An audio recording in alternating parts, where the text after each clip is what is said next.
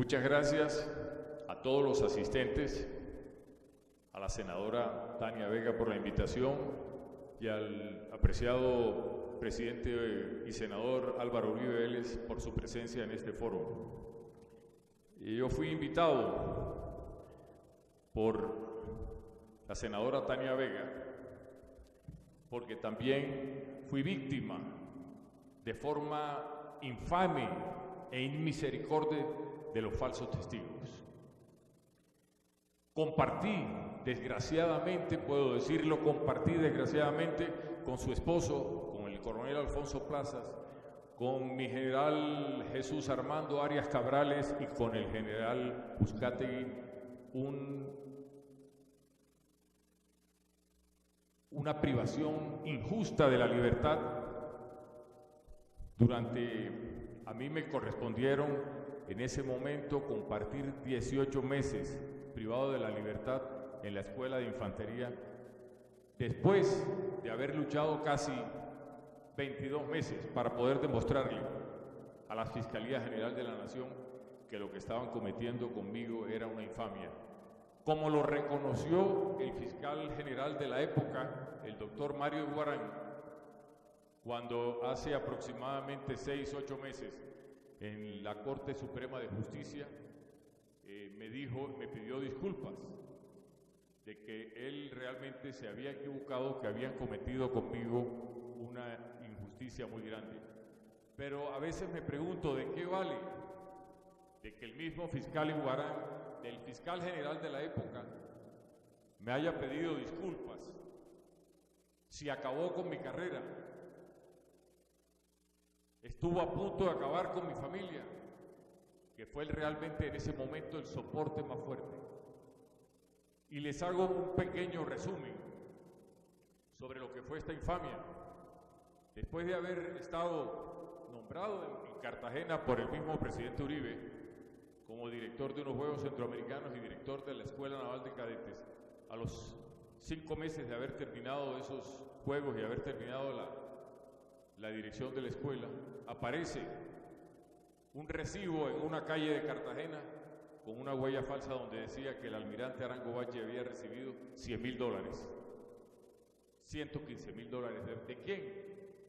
El señor que recibió, que era el director de inteligencia de la Armada, no preguntó ni teléfono, no preguntó nada, recibió el famoso recibo y se fue a mostrarlo a sus superiores.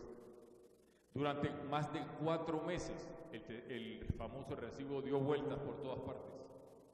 La Fiscalía, como lo dijo el doctor Jaime Granados aquí, hizo 2 experticios donde los fiscales decían que era la huella mía. Afortunadamente, en una rueda de prensa, el ministro de la época dice que yo estaba metido en actividades de narcotráfico y que no hablaba más para no entorpecer la investigación.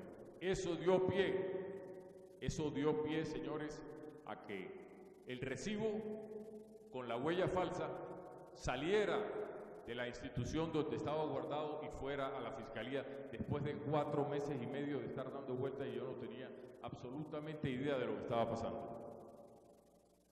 Ahí, en ese momento, inicia un calvario para poder demostrar de que el recibo era un recibo falso. Sin embargo, esa prueba reina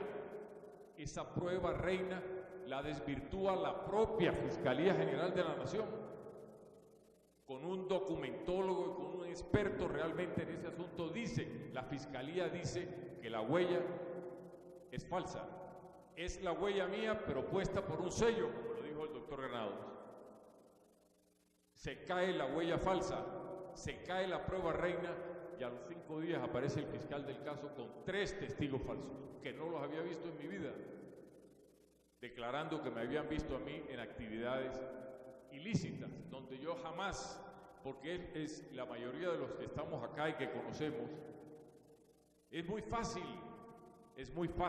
comprobarle la vida a un militar, dónde ha estado, qué cargos ha ocupado.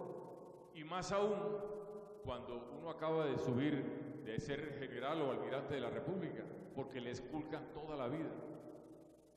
resulta que para eso, para el fiscal le expliqué todas las cosas, al fiscal se le demostraron las pruebas eran falsas, se demostró que todas las pruebas eran falsas y sin embargo el fiscal del caso decía que el delincuente era el que tenía la razón. A mí el fiscal general, después de haberle pedido al doctor Iguarán que me escuchara, él me vinculó directamente, le entregó eso a un fiscal delegado de la Corte, que el mismo fiscal Iguarán me dijo a mí, no sé qué le pasó a ese fiscal delegado ante la Corte. ¿Qué le pasó? Pues allá hay actos de corrupción, que no nos digamos mentiras. Una de las conclusiones de esta a que yo he llegado es que la Fiscalía General de la Nación no busca la verdad. El ciudadano de a pie que cae en una desgracia como esta y que va confiado como llegué yo a la Fiscalía General de la Nación diciendo aquí el fiscal va a determinar que esto es un montaje, que esto es una mentira. Resulta, mis queridos amigos, que la Fiscalía General de la Nación se me volvió el principal enemigo. El principal enemigo. Después de haber demostrado que todo era falso, el fiscal recibía, como lo dijo uno de los señores testigos falsos, que se retractó y que lo mataron, que el fiscal delegado ante la Corte lo invitaba 1 hora antes de la declaración de él a su despacho para que el fiscal le dijera qué tenía que decir en contra mía. Hasta ese estado y esa vergüenza hemos llegado nosotros a corromper la justicia en Colombia.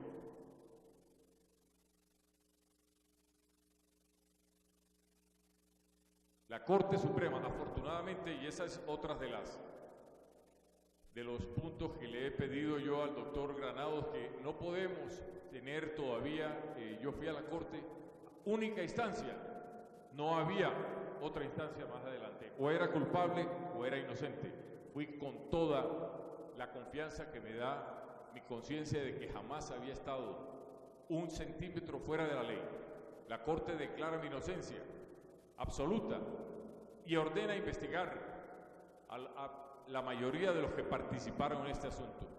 Esas investigaciones se han desvanecido y se han ido echándole tierra. Solamente hay un testigo falso muerto, lo mataron en Barranquilla hace 2 años y medio.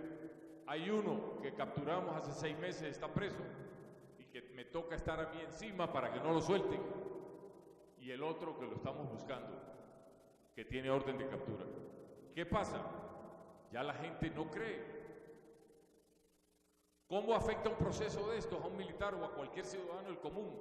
Primero, su parte familiar.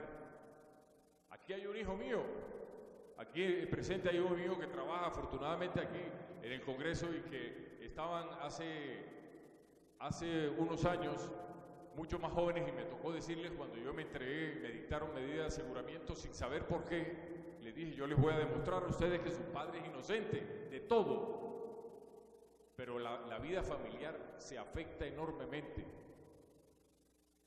La parte económica, si es que nosotros, los que hemos vivido de nuestro trabajo y los que hemos sido militares, lo que tenemos es lo que ganamos de nuestro sueldo.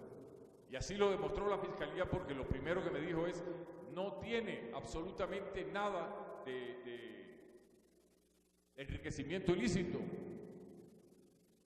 Y tercero, la parte profesional.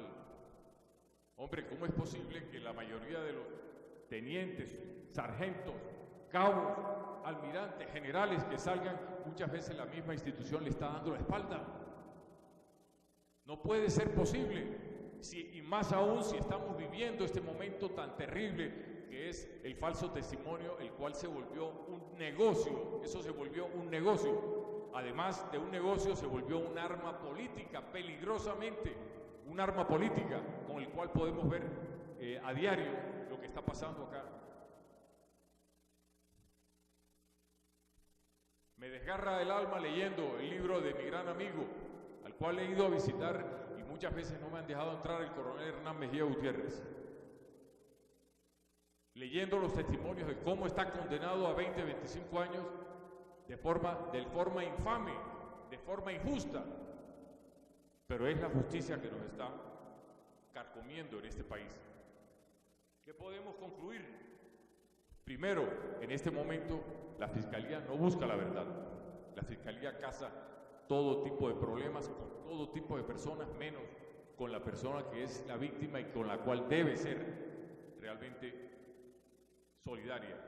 Dos, el falso testimonio o el testigo falso se convirtió en un negocio económico. Los testigos falsos les pagan 10, 20, 30 millones y declaran por cualquiera de los que estamos aquí. Cuarto, la desconfianza absoluta del ciudadano del común en la justicia colombiana.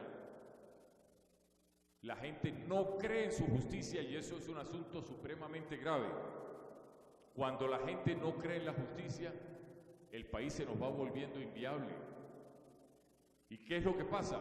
Cuando no hay justicia, se genera el gran mal que estamos viviendo en Colombia, que es la corrupción rampante que vive aquí, porque los corruptos saben que la justicia no actúa y la corrupción se multiplica.